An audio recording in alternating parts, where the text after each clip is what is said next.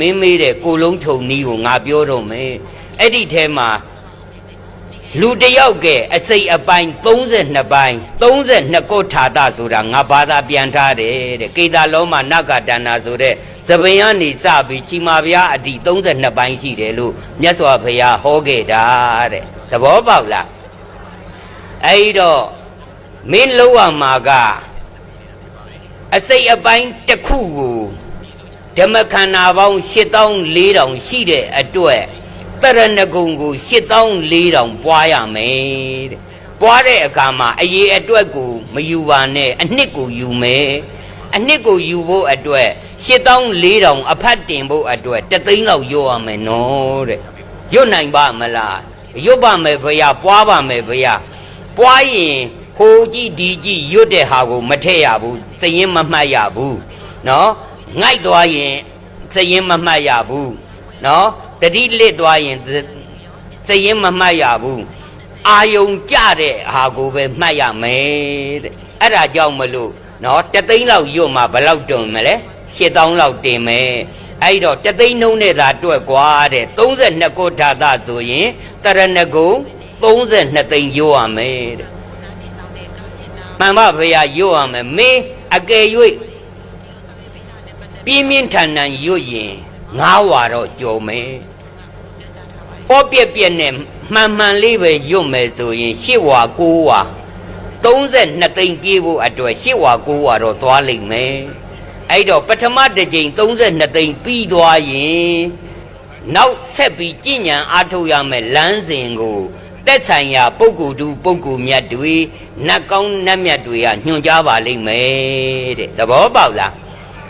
အဲ့ဒီတော့ငါရှေ့ဆက်ပြောလို့မရတော့ဘူးအဲ့ဒီတော့အဲ့ဒီဝိသုဒ္ဓိမက်ကိုသာယူသွားပြီးတော့သူတို့ညွှန်ကြားတဲ့အတိုင်းသူတို့ကဒူရင်ကျင့်မှာဆိုရင်ကျင့်ပေးလိုက်ကွာပြမစိုးပွားပါဆိုပွားပေးလိုက်ကွာကိုချင်းစာတရားကြီးစွာထားပါဆိုထားပေးလိုက်ကွာအေးငါတခုတော့မှားကျင်နေတဲ့တို့ဗုဒ္ဓဘာသာကြီးကကိုချင်းစာတရားနဲ့ထူထောင်ထားတာဖြစ်သည့်အတွက်ကိုချင်းမစာရင်မင်းမအောင်မြင်နိုင်ဘူးအဖြစ်အစည်းများလိမ့်မယ်အဲ့တော့ကိုချင်းစာရင်ဘယ်လိုထားရမလဲဘုရားဆိုတော့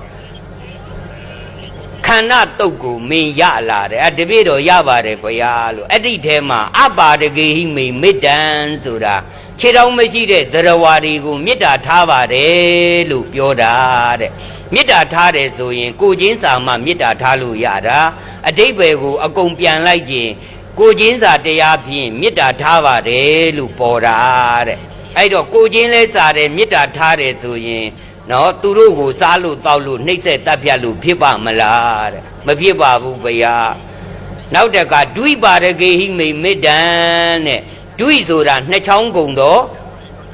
ခြေတော်နှစ်ချောင်းရှိတဲ့တတ္တဝါတွေကိုကိုချင်းစာမေတ္တာထားရမယ်လို့ဟောတာတဲ့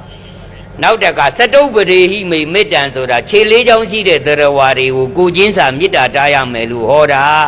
ဘဟုပရေဟိမေမေတ္တံဘဟုဆိုတာများစွာဂုံတော်တဲ့